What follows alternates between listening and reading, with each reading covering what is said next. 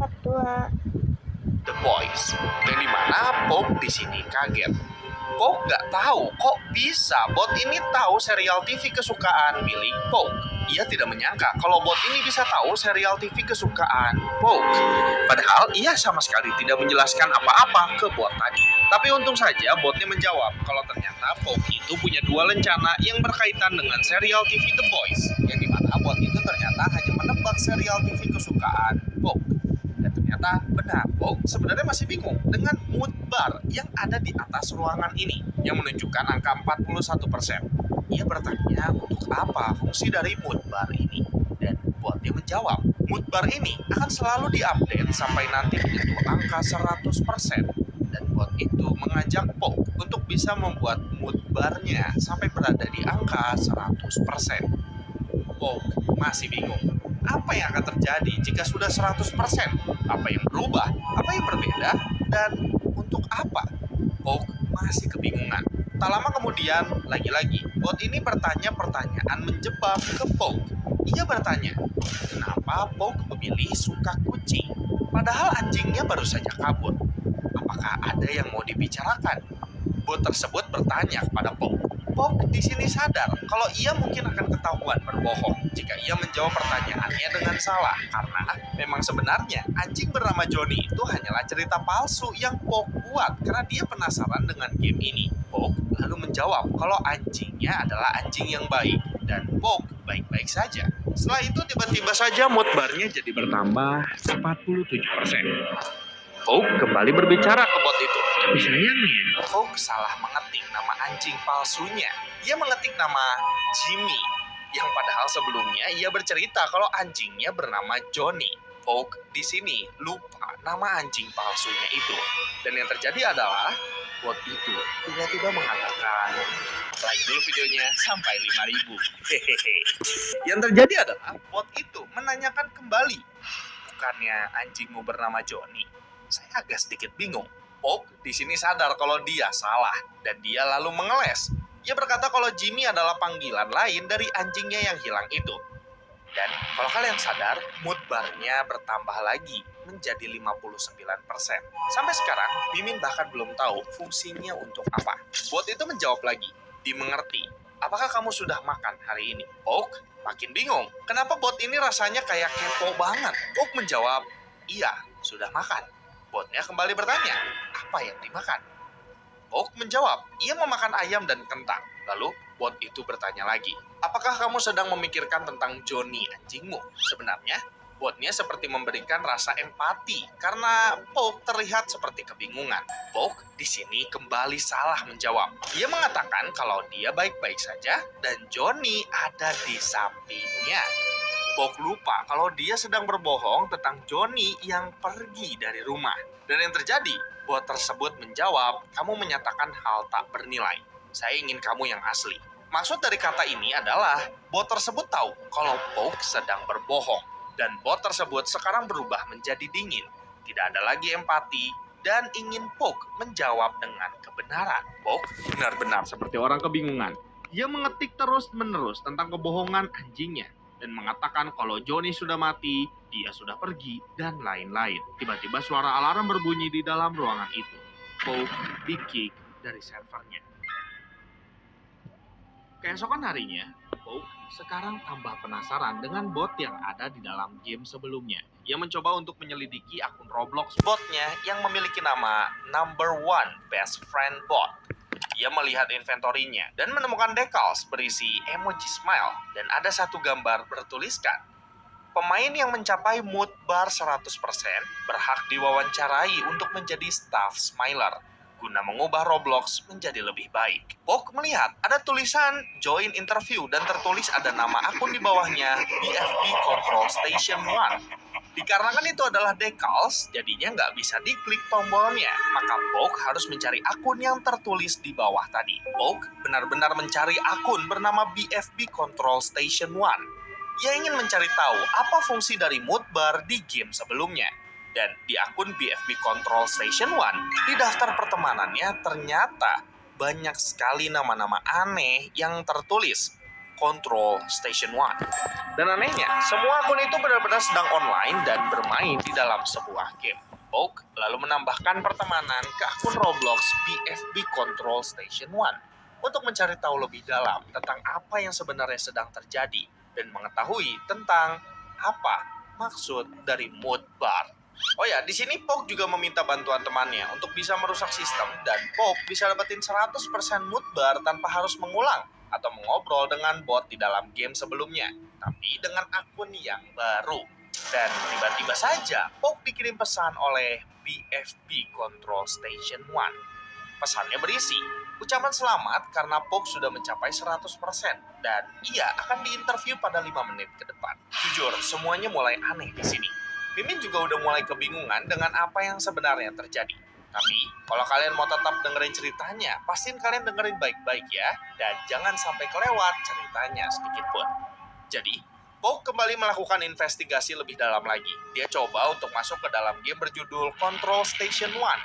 Game ini adalah game yang menjadi stasiun kontrol yang kayaknya mengatur game sebelumnya yang Poke mainin bareng bot perempuan. Nah, karena Poke sebelumnya udah merusak sistem dan dia dapetin 100% mood bar, dia diizinin buat main ke dalam game Control Station One itu, walau dengan akun yang berbeda. Di dalam, Poke menggunakan akun lain dan dia berada di sebuah ruang tunggu yang ada tulisan "Your friend is coming". Tiba-tiba pintu dibuka dan ada avatar Bacon dengan nama Brandon BFB CC. Poke menyapa dan Brandon itu menjawab, "Selamat datang di The Smile Control Center." Poke diajak berjalan ke dalam ruangan yang isinya banyak sekali layar komputer yang bergerak. Di sana ada banyak orang yang juga sedang berada di depan komputer. Poke benar-benar kehilangan arah. Dia bingung dengan apa maksud semua ini. Poke di sini melihat ada banyak sekali log pesan yang berada di layar monitor besar ini. Dan semua itu terlihat seperti chat atau pesan yang ditulis oleh orang-orang yang memainkan gamenya sebelumnya. Game yang berteman dengan bot sebelumnya. Poke disuruh untuk duduk di salah satu komputer yang ada di sana. Dan tiba-tiba ada telepon yang berdering. Ia duduk dan menjawab teleponnya. Lalu ia keteleport ke satu tempat yang terlihat tidak asing. Poke ternyata sekarang berada di balik kaca dari game sebelumnya. Poke sekarang menjadi bot yang harus menjawab pertanyaan atau keluhan para pemain dari game sebelumnya. Kalau kalian sadar, sebelumnya Poke jadi orang biasa dan dia yang bertanya ke bot di balik kaca. Tapi sekarang Poke yang jadi orang di dalam kaca sebelumnya. Yang berarti Poke menjadi bot. Di sini ada orang yang ternyata ingin mengeluh dan mengajak bicara. Orang itu bernama Enan dan dia minta pertolongan. Poke di sini diatur menjadi seorang bot yang menjawab pertanyaan dan keluhan orang lain. Poke baru sadar kalau apa yang dia lakukan sebelumnya adalah perbuatan yang buruk. Kalian ingat kan kalau ia sebelumnya berbohong ke bot yang ada di dalam game ini? Yang ternyata bot itu bukanlah bot, melainkan orang yang beneran mendengar keluhan orang lain yang butuh pertolongan. Poke mulai merasa bersalah. Ia merasa kalau ternyata game berjudul Your Best Friend Bot ini adalah game dengan niat yang baik. Game yang dibuat untuk mendengarkan orang-orang yang sedang butuh teman mengobrol. Itulah alasan kenapa ketika Poke berbohong, botnya langsung meng-kick akun Poke. Alasannya, karena game ini memiliki niat yang baik dan bukan untuk orang-orang iseng seperti Poke sebelumnya. Sayangnya, sekarang Poke ketika ia jadi bot, ternyata ia pun gagal untuk membantu mendengarkan keluhan orang lain. Orang yang mengobrol dengan Poke sekarang benar-benar frustasi, dan Poke juga bingung apa yang harus ia lakukan sekarang. Karena Poke benar-benar gak tahu harus apa, hingga akhirnya ia mengklik tombol emergency exit. Dan Poke kembali ke game sebelumnya. Sekarang, Poke sadar kalau ia sudah salah. Ia memutuskan untuk menggunakan akun utamanya dan kembali memainkan game berjudul Your Best Friend Bot. Dia masuk dan menjelaskan semuanya. Bot di dalam game itu memberikan semua datanya Poke di layar. yang ternyata itu adalah bagian dari gamenya dan bukan untuk mengambil data-datanya, melainkan untuk tahu data lengkap dari Poke sebelum berbicara lebih lanjut. Setelah itu, Poke juga kembali ke ruangan control station sebelumnya dan ia pergi ke ruangan bernama Owner's Office.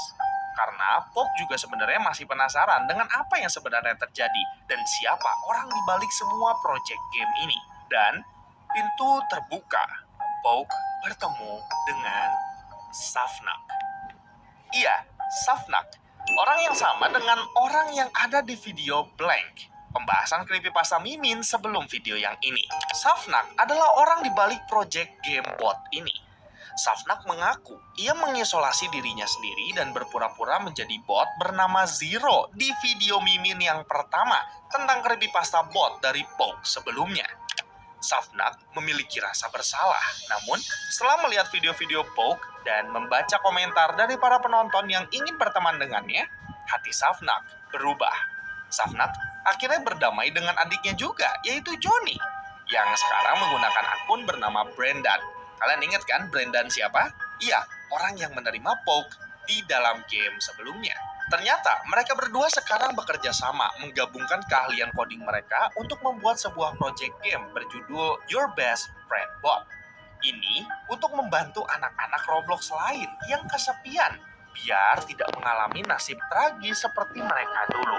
Di akhir video, Safnak mengatakan bahwa ia sebenarnya sudah tahu kalau Poke sedang memata-matai dan mencari tahu hal sebenarnya tentang project ini. Karena sebenarnya, Safnak sudah tahu segalanya tentang Poke.